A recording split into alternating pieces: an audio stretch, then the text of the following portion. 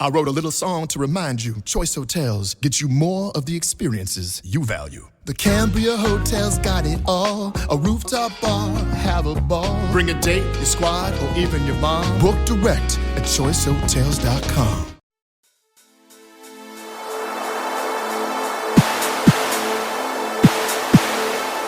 The History of the World podcast, written and presented by Chris Hasler.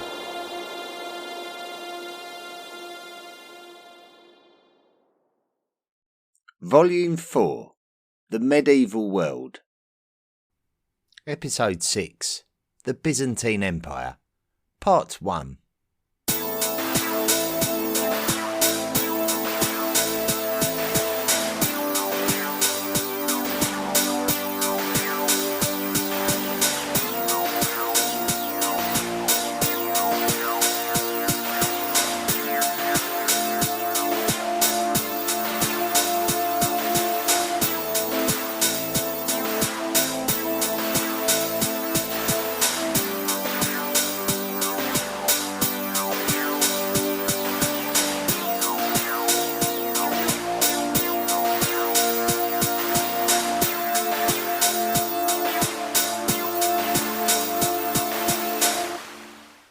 In general, when we speak of the Byzantine Empire, we are speaking of the Eastern Roman Empire that was created when it was decided that the two halves of the Roman Empire ought to be recognised as distinct.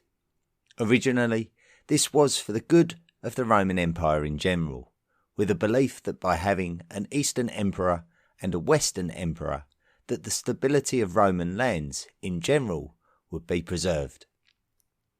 The Byzantine Empire is named after the city of Byzantium, which was originally a Greek colony overlooking the naval passage from the Propontis, the modern Sea of Marmara, to the Black Sea. Control of this narrow waterway called the Bosphorus Strait was desirable due to the trade traffic coming through. The strategical position of the city would make it a target during the first millennium BCE to both Greeks and Persians alike, who would have benefited from having the influence of the Bosphorus Strait. The name Byzantium is a Latinization of the Greek name Byzantian. The residents of the Byzantine Empire viewed themselves as Roman. As far as they were concerned, they were a continuation of Roman culture. When we talk about the fall of the Roman Empire in 476, we specifically talk about the fall of the Western Roman Empire. For the residents at Byzantium, the Roman Empire hadn't fallen. It was still alive and prosperous, with the capital city having its more modern name of Constantinople in celebration of the Roman Emperor Constantine the Great, who had established Byzantium as the new centre of the Roman Empire during the 4th century. Constantinople was the replacement for the outdated city of Rome, which hadn't been favoured as the Roman capital for some time anyway. However, with the Roman Empire now having multiple emperors, it would only be a matter of time before those individual emperors would begin to have much more selfish motivations, which would see the legal fragmentations of the empire become more apparent over time. When Emperor Theodosius died at the end of the 4th century, his two sons would rule each half of the empire independently, and the two halves went off toward their own distinct destinies. The story of the fall of the Roman Empire centres mainly around the tribulations of Western Rome losing lands as a consequence of the Hunnic invasion of Europe, forcing Germanic peoples into the lands of the Romans.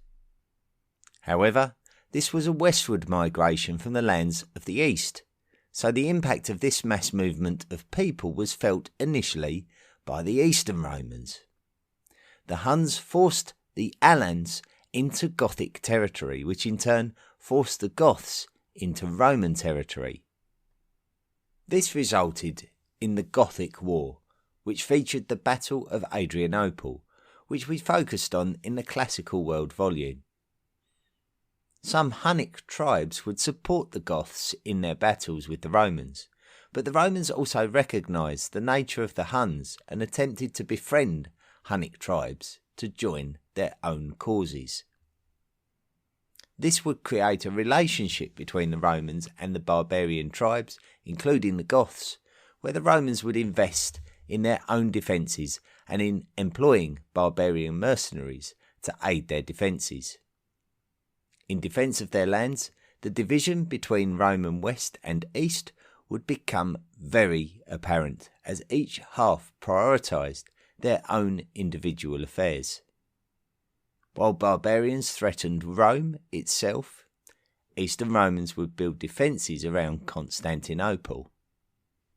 The Romans relied heavily on grain imports from their African territories. So when the Western Romans lost their African territories to the Vandals, the Eastern Romans still maintained control of Egypt. In order for the Eastern Romans to maintain control of all their territories, which as we know included Egypt but also the Levant, Syria, Anatolia, Thrace and the Balkan Peninsula, they would have to pay tributes to the mighty Huns. At the beginning of the 5th century, the Hunnic ruler was Aldin, and there is written testimony of a gift being given by Constantinople to Aldin. And we could assume that this is a financial tribute. Constantinople would have been very aware of Hunnic presence around the lands of the Danube, and would have been constantly quizzing itself over the levels of diplomacy necessary to keep the Huns at bay. The only saving grace for Constantinople was that while the Huns were raiding the Western Romans, they were not raiding the Eastern Romans. When the Vandals took North African territory from the Western Romans, the Eastern Romans were too busy protecting their northern front and their eastern front from the Sasanian Persians to prevent it. So now, more than ever, the Western Romans were feeling as isolated as ever. With so much pressure on the Roman world in general, the Eastern Romans ramped up their tributes to the Huns. With the Eastern Romans desperate not to allow the Vandals to move further east than Carthage to protect their own African interests, the Huns, led by Attila, invaded Eastern Roman lands in the 440s. The new fortifications at Constantinople proved too much for the Huns, but the Eastern Romans had been frightened enough that they stepped up their tribute to unprecedented levels. The Huns could expect almost a ton of gold every year from the Byzantine Empire to prevent further invasions. The Byzantines knew what they were doing, however, and bought themselves enough time to be able to build up the forces required to be able to prevent Hunnic invasions. So when they suddenly stopped paying tribute to Attila, Attila would plan a great invasion once more. If the Byzantines felt that they were ready, then incredibly bad fortune would strike, as earthquakes disrupted the Byzantine lands, and Attila would engage the wounded Byzantines at the Battle of the Utus in 447. Despite the fact that Attila scored a huge victory, such was the sheer devastation of the battle that Hunnic resources were depleted too much for them to capitalise. They returned to their heartlands, and they never invaded again, at least not on a national scale. Attila wanted to regroup and capitalise on the weakness of the Byzantines, but he was sidetracked by his battles with the Western Roman general Aetius. By the time he could reconsider launching another attack, Attila would die, and the Hunnic Empire lost its solidarity and power as a consequence. Just over 2 decades later, and a man of barbarian origins called Odoacer took control of the Italian peninsula, pledging the Kingdom of Italy's loyalty to Constantinople and signalling the traditional end of the Western Roman Empire. Justinian. The Byzantines saw themselves as Romans. As far as they were concerned, the Roman Empire had not fallen. They saw the lands of Western Europe, such as Iberia, Gaul, Mauritania, Numidia, and Carthage, as lost territories, and territories that needed to be restored to their traditional Roman rule. In the year 527, a man called Justinian had ascended the political ranks of the Byzantine Empire to become the sole emperor.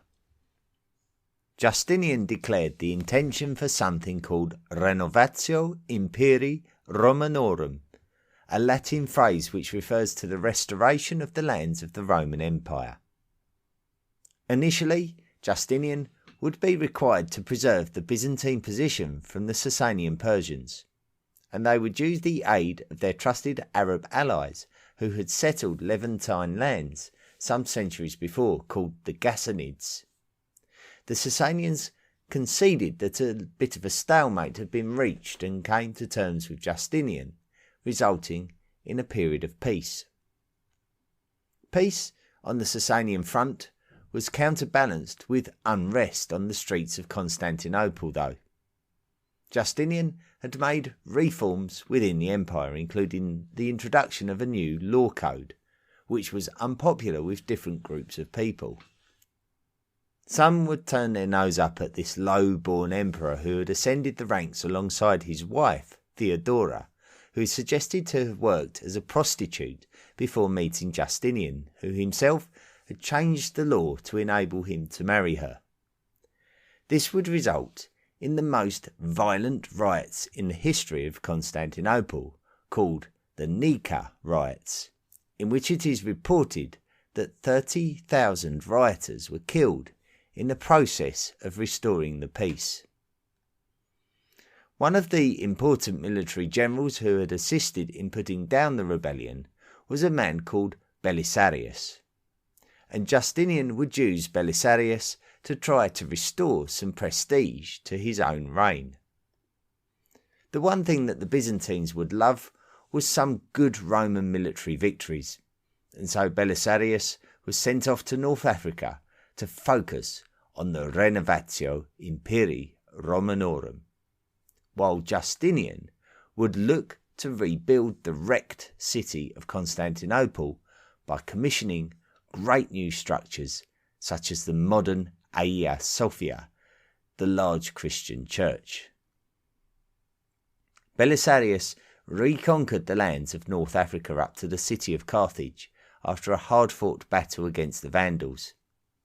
This victory meant that Belisarius could mop up the remains of the kingdom of the Vandals and bring it all under Byzantine rule, including the Mediterranean islands of Sardinia and Corsica. From here, the Byzantines could turn their attentions on the reconquest of Italy from the estranged Ostrogothic rulers who had taken control of the peninsula since they defeated Odoacer. The Byzantines, led by Belisarius, travelled from Carthage to Sicily and took control of the entire island before crossing onto the Italian peninsula itself and taking the city of Naples, before advancing on the spiritual home of the Byzantines, Rome itself. The next few years were brutal, with many bloody battles that scarred both the Ostrogothic and Byzantine armies. However, by 539, Belisarius had successfully taken the northern capital city, Ravenna, and the Ostrogoths looked all but utterly defeated. However, something did not sit right with Emperor Justinian, and he caught a whisper of a suspicion that the Ostrogoths had actually offered Ravenna to Belisarius, and that he was preparing to become the ruler of a Western Roman Empire from Italy. And this was sufficient enough for Justinian to demand Belisarius return to Constantinople. In the absence of Belisarius, a new Ostrogothic king rose to prominence with the intention of reversing Ostrogothic losses to the Byzantines, and his name was Totila. Totila is the name given to the man whose name was actually Baduila. It may be down to the pen of Procopius that we refer to him as Totila. Procopius was a historian who had accompanied Belisarius on his African and Italian campaigns and has given us such a good account of this particular Gothic war.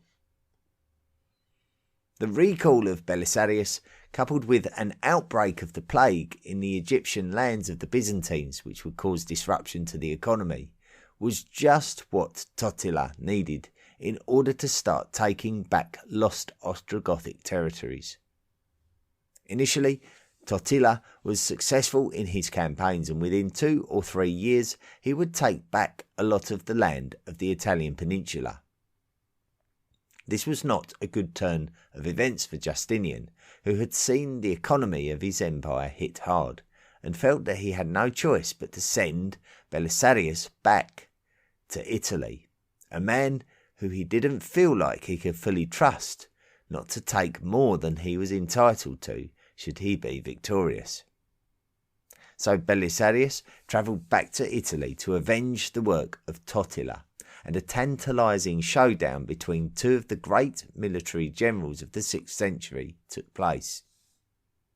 Belisarius would need to defend the city of Rome, which had not been yet targeted by Totila.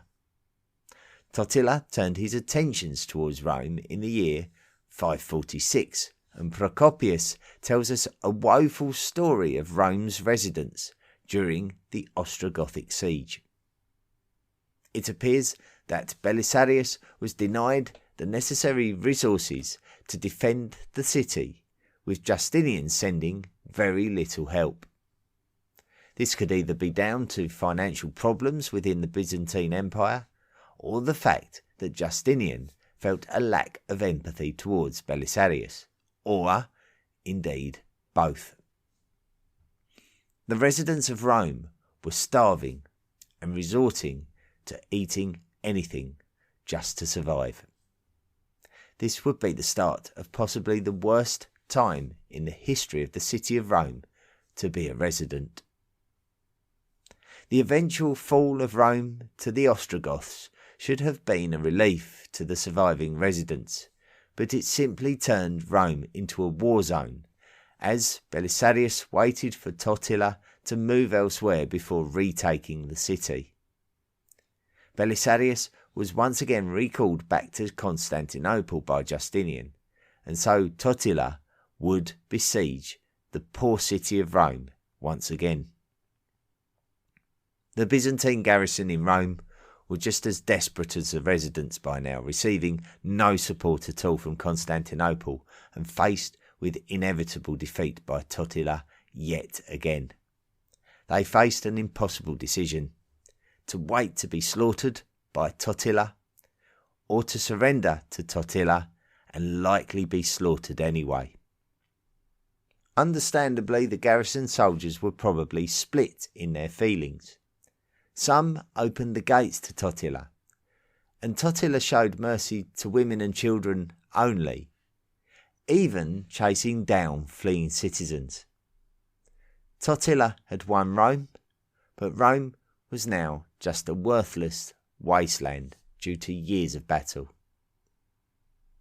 This was the case in other areas of the Italian peninsula as well, where the battles between the Byzantines and the Ostrogoths had been so intense that many of the lands no longer had any value.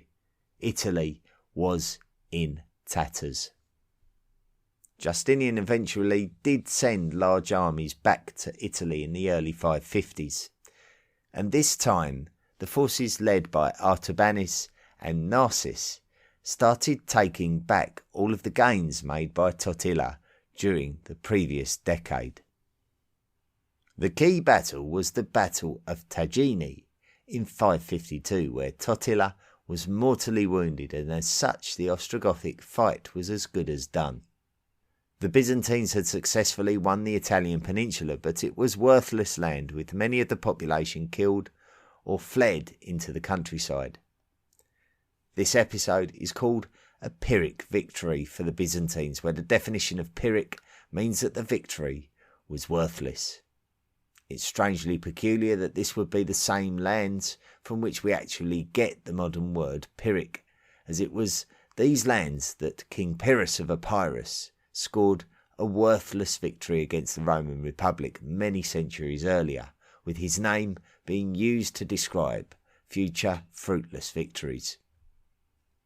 The weakening of the Ostrogoths and the disinterests of the Byzantines brought a new player into Italian politics called the Lombards.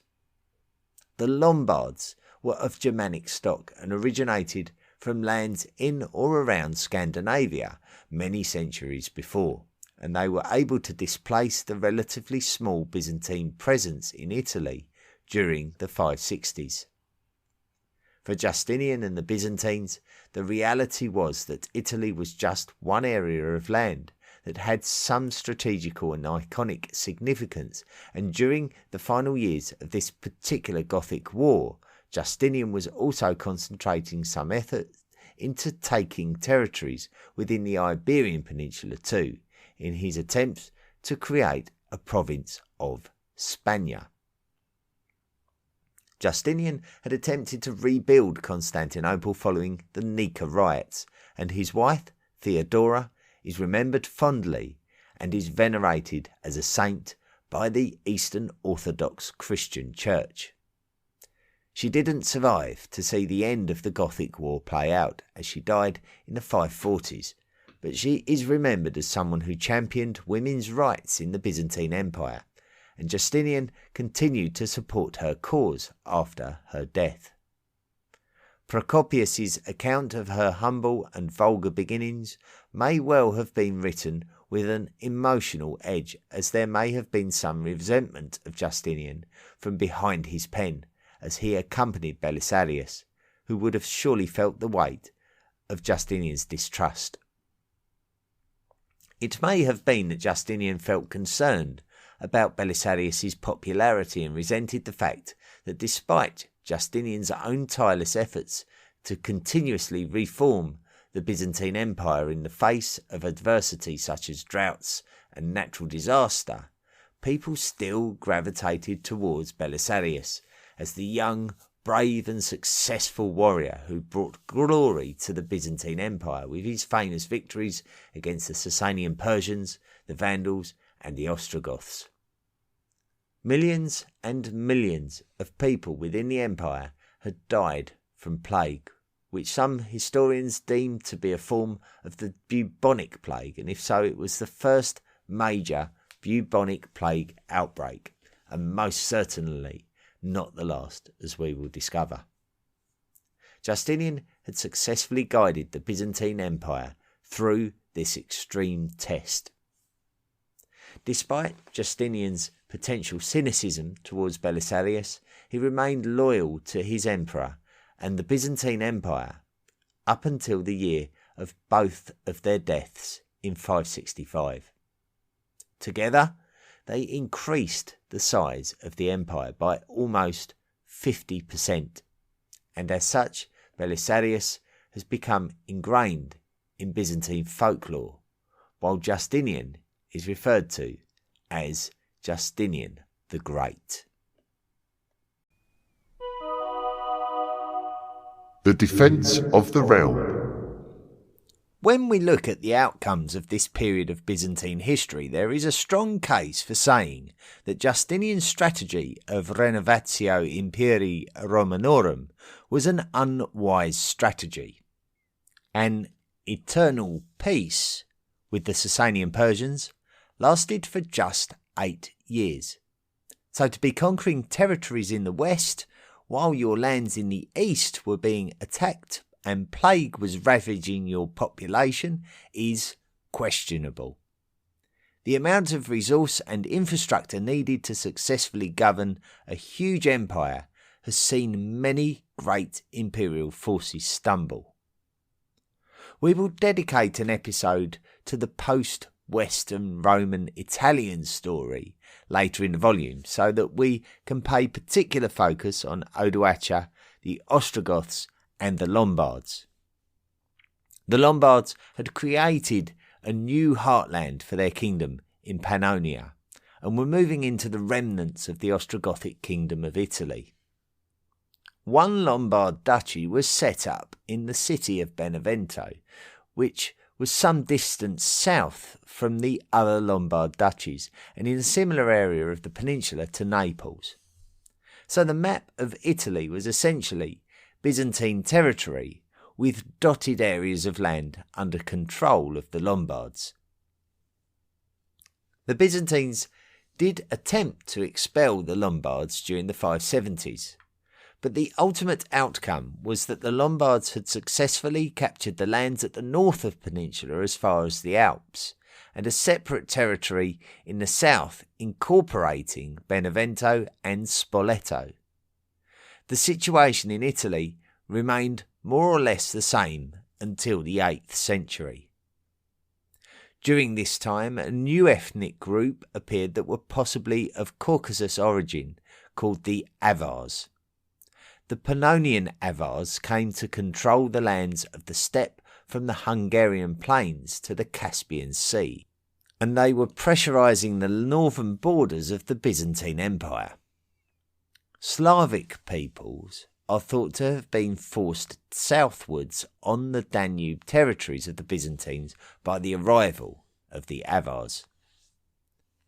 The biggest threat was coming from the east and the relentless challenges of the Sasanian Persians. When Maurice became the new Byzantine emperor in 582, the Byzantine treasury was very weak after decades of warfare. Maurice seemed to be guilty of nepotism, and his fiscal decisions alienated Byzantine armies. The breakdown of the relationship between the Ghassanid king Al-Mundhir III and the Byzantine Empire led to the estrangement of the Ghassanids, and as such the Byzantines would lose a trusted ally against the Sasanian Persians. The fortunes of the Byzantine Empire were precarious, so the decisions of the respective emperors were pivotal, and everyone in close proximity to Byzantine politics was all very aware of this and ready to step in and do whatever needed to be done for the salvation of the empire. There could only be so much defence that could be provided when the treasury was running dry. Maurice divided opinions due to his military capabilities against his questionable leadership decisions.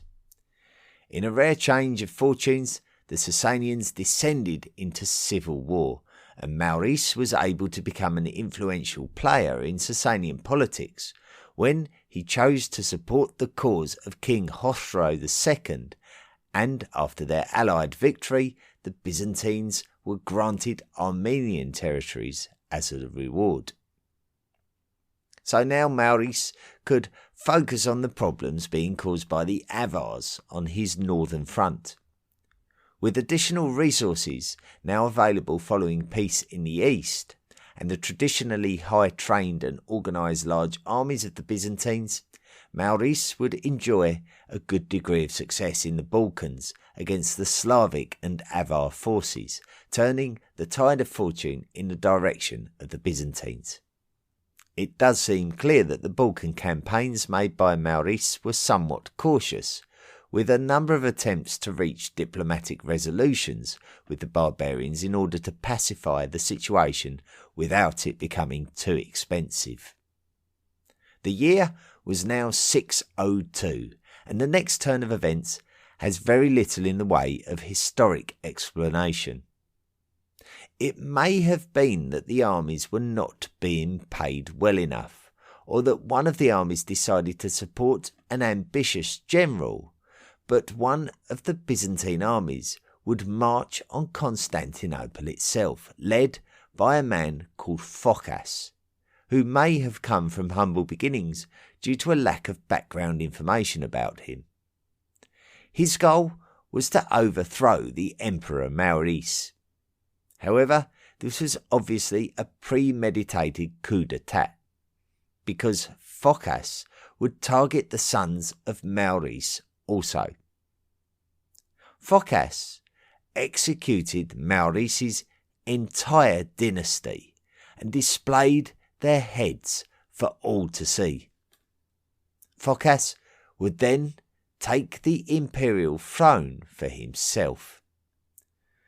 The problem that this caused for the Byzantines is that Maurice had had a trusted relationship with the Sasanian Persians as a result of his support of Khosrow II, the Persian emperor. And now that Maurice had been executed, hostilities between the Sasanians and the Byzantines resumed.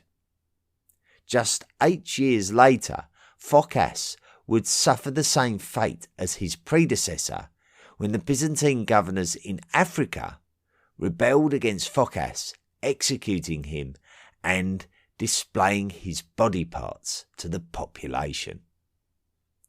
The new emperor was Heraclius the Younger, and he would take control of an empire that was in a renewed war against the Sasanian Persians led by Khosrow II, and one that it could ill afford with the ongoing tensions with the Avars and the South Slavs in the Balkans and the Lombards in Italy.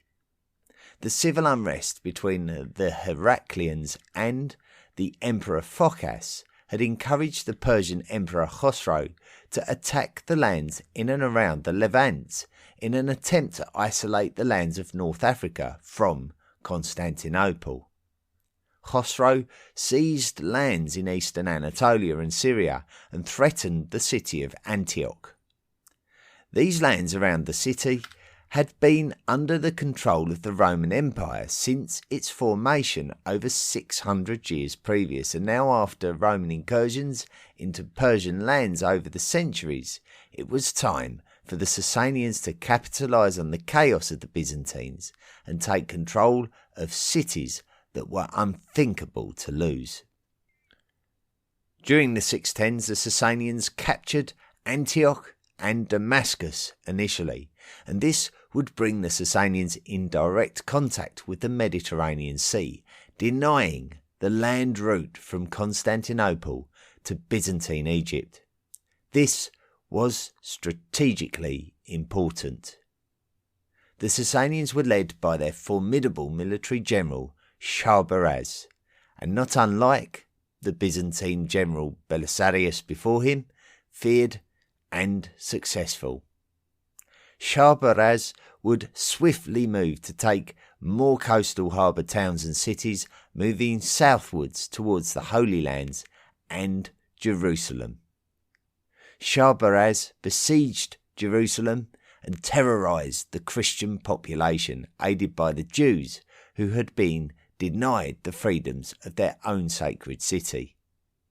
Jerusalem fell to the Persians and the Jews filtered in, expelling the Christian population who had enjoyed control of the city under Byzantine rule. Shahrbaraz had successfully taken the entire Levant away from Byzantine hands and moved very quickly to take control of the resource-rich lands of Egypt by initially taking lands that would isolate the key city of Alexandria before the city itself fell. Shahrbaraz gathered control of the whole of Egypt by 621 and would set up a permanent base there. This could be suggested to be the point where Persian fortunes would change, and it was all because of a paranoid relationship between the ruler of the empire, Khosrow II, and his most celebrated and successful military general, Shahrbaraz, who was gaining too much success and popularity for things to remain comfortable. This mirrors the strained relationship between the Byzantine Emperor Justinian and his successful military general Belisarius that we spoke of earlier in this episode. The Byzantine emperor now was Heraclius, and he had to do something about this disastrous situation where lands that had been under Roman control for centuries were now being lost. While Sharbaraz terrorised Asiatic lands, the barbarians of Europe still caused major problems on the northern European frontiers of the empire. Heraclius could not afford to be attacked so viciously from two fronts, with both sets of enemies capable of making campaigns deep into Byzantine territory and targeting Constantinople itself. Heraclius would need to pay off the barbarians in order to subdue them and allow him to pool his military resources to bite back against the rampant Persians. Engagements between Byzantine and Sasanian armies during the 620s in Anatolian lands generally ended in favour of the Byzantines, but clearly both empires needed to invest heavily, as the Sasanian goal was to completely destroy the Byzantine Empire, while the Byzantines were simply fighting for survival, having lost large amounts of territory already. If the Byzantines believed that fortunes were changing, then the fact that the Sasanian Persians had now reached out to the Avars to form an alliance and target Constantinople was a concern. Constantinople was besieged in 626 by this alliance, and the Byzantine Empire was hanging by a thread. Heraclius and his brother Theodore fought hard to resist the siege. While the siege was taking place, the Avars struggled to maintain their encampments outside the city, and the Sasanian Persians were forced to retreat to Chalcedon on the eastern side of the Bosphorus Strait to rethink their strategy. They would not get another chance to attack. Heraclius acted quickly, and just as Khosrow had negotiated an alliance with the Avars, Heraclius was able to negotiate a political agreement with the Western Turkic Khaganate that had been raiding the Persians from the north. The Byzantines advanced as far as the ancient Assyrian city of Nineveh and engaged with the Sasanian Persians at the Battle of Nineveh. It was a hastily thrown together winter campaign by Heraclius, who was throwing the dice during a rare opportunity to capitalise on Byzantine favour. Despite having made an alliance with the Turks actually and maybe literally got cold feet and didn't go through with the military support for the Byzantines. The Byzantines were still able to score a very important victory though, and this victory in the aftermath of being pinned back into Constantinople was a bitter blow for the Sasanians, who had invested everything in success against the Byzantines, who themselves had invested everything in their defence. The Persian nobles, including Sharbaraz, turned against the Persian Shah, Khosrow II, and after overthrowing him, they sued for a well-needed peace with the Byzantines, who were surely relieved to receive this diplomatic negotiation. The Byzantines would receive all of their lost lands of Egypt and the Levant back. However, a new chapter in history was beginning, because the year was 628, and the protracted war between the Byzantines and the Sasanian Persians was over. But another man was preparing for war in another area of the Middle East, and his name was Muhammad, based in the Arabian city of Medina and preparing to battle against the neighbouring city of Mecca. His story would bring the Arabs into conflict with the Romans.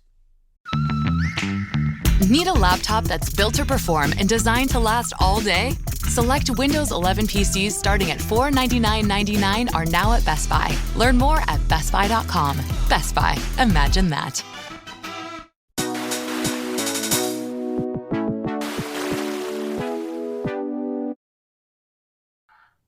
Thank you very much for listening to this week's episode of the History of the World podcast, the first of a four-parter on the Byzantines and their entire history, right back from the end of the classical era, right through all of the medieval history.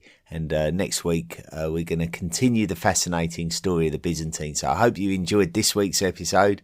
A lot of drama carried out throughout Byzantine history. We did get quite a lot of good historical accounts that we can piece together a lot of what happened during these many centuries that the Byzantines were around.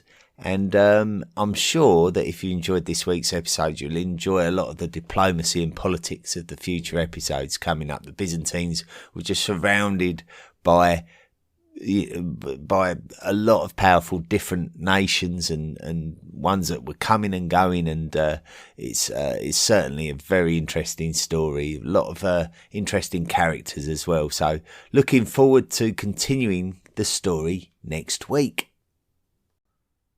The Ancient World Cup. So here we go once again with the Ancient World Cup. And just as a reminder what it is, it's a tournament. We get 64 ancient teams in the form of ancient peoples and nations. And we've thrown them all into a hat, drawn them all out into 16 groups of 4 initially. This is round 1. And each week we're focusing on one of the 16 groups, and we put it to the vote on social media accounts. We add up the votes at the end of the week, and the top 2 teams advance through to the knockout stages, which take place in a few weeks down the line after the first round is over.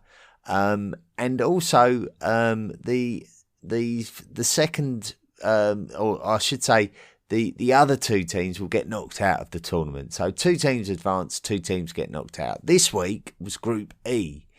And we found the Neo-Sumerians, a.k.a. the 3rd dynasty of Ur.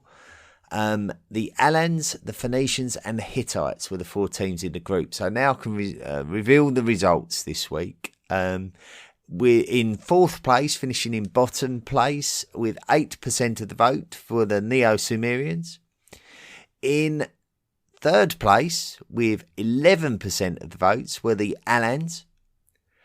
In 2nd place, with 29% of the vote, were the Hittites. And finally, with 53% of the vote, the winners were the Phoenicians, which is very interesting because the Phoenicians were the majority winners. They're only the 2nd team who were majority winners. The Franks also did it last week, which meant that they got more than 50% of the votes. But it's quite interesting because their offspring, the Carthaginians, got knocked out of the tournament, albeit in what I would suggest was a tougher group. However, the Phoenicians are definitely through, and the Hittites will advance with them. We say goodbye to the Neo-Sumerians and the Alans. Moving on, we go into Group F this week. Let's announce who we're looking at in this group. Firstly, we've got the Judeans, who are the sort of the traditional Jews, the traditional land of the Jews from biblical times. The Judeans, quite closely related to the Israelites, and certainly very much formed a part of the United Kingdom of Israel. Also from biblical times, but the Judeans and their story is quite a big part of the Old Testament. The Minoans are the other ones, those the very sort of, arguably the first civilized Greek or even European culture, the Minoans from the island of Crete. We've also got the Scythians, who are the sort of one of the first recognisable groups of semi-nomadic tribes from the steppe lands. And also we've got the Kushans, who were a migratory group of people from maybe the lands of the eastern steppe. So they migrated westwards and formed this empire right in the middle of the Silk Road, which we don't really talk about the Kushans enough, really, when we consider that they were an integral part of the early years of the prominent Silk Road years, alongside the Persians, the Romans and the Chinese. So an interesting group and quite a mixed bag then. The Judeans, the Minoans, the Scythians and the Kushans That's Group F, and that's the one that we're going to be voting on in this week. Keep an eye on Facebook, Twitter, and the Tapper Talk discussion forum if you want to cast your vote. Listener messages and reviews. So, as usual, we're going to wrap up with some listener messages and reviews. Firstly, we had a message from Eric, who put, "Hi Chris, I wanted to write in with 2 comments. The first is to say thank you for the excellent work you are doing. I studied classics and anthropology in college and have always loved ancient history. I appreciate your ability to weave together many different narratives and keep them digestible. History is, despite everyone's best efforts to categorise it, very fluid, with cultures and languages and people and borders constantly shifting, so a holistic view is the best way to understand it. This podcast has been a great refresher, and I am often inspired by particular episodes to take up reading on new subjects. The second is just reporting out an issue with how the podcast is organised on iTunes Apple. The unscripted shows between seasons do not show up for downloads. I suspect because they are not officially attached as part of season 3 or 4. Not a big issue, and not sure if there is even anything that can be done, but just wanted to flag it as I have liked the unscripted and special episodes as a palate cleanser between volumes, and some may not be able to double back to them. Keep up the great work, and I look forward to volume 4 as you start to pass out of my area of prior study, Eric. Well, I think the unscripted episodes were never ever meant to be sort of part of the programme. They were really just my way of staying apparent, and that really is it. So if I wanted, say for example, I took about 3 months off between volumes 3 and 4. But if I hadn't have published a weekly episode, then people may have even forgotten about the History of the World podcast in that period. So it was important for me to keep some element of apparency in the marketplace, let's say, so that I could retain my listener quota. So really, that was the motivation behind that. So it's quite nice to know that people are interested in the unscripted episodes, because they were never supposed to be particularly interesting. But the special episodes, they were commissioned by listeners of the podcast especially, but I will integrate them into the relevant program of the podcast. So I will republish them as part of the seasons, I think, because I think the subject matter is, for each of these special episodes, I think the subject matter is of relevance and importance, and we should include them really. So I think ultimately they won't be lost to history, these episodes. So.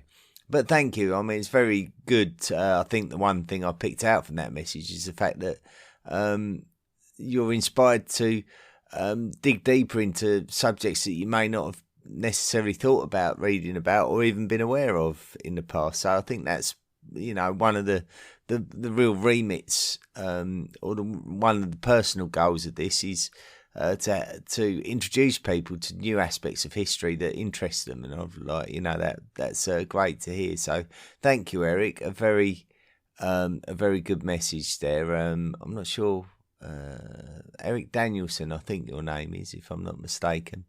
Thank you for writing in. Another message I've got here is from Payrix Amith.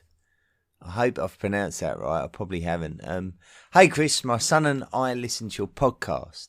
He just turned 11 today, and I would like to make a contribution in his name because I'm sure he would be thrilled to become a member of the Illuminati. We listen to the podcast and the fall of civilizations when we are making civilizations or how we perceive them out of sand at our local beach. My son truly loves learning about history and the civilizations that drive it. His name is Iggy. I think it would make his year if he became a member of the Illuminati. I want to thank you for the joy and knowledge you bring to my son. It's some of our happiest moments when we do that together. Well, Payrix and Iggy, thank you very much for listening to my podcast. It's a great pleasure, Iggy, to have you on board as one of my special hot worlders. And I hope maybe one day I can come and help you make some sand civilizations on the beach. And I really do hope you had a wonderful and magical 11th birthday. And that I'm sure there's going to be a very, very special place for you in the History of the World podcast Illuminati.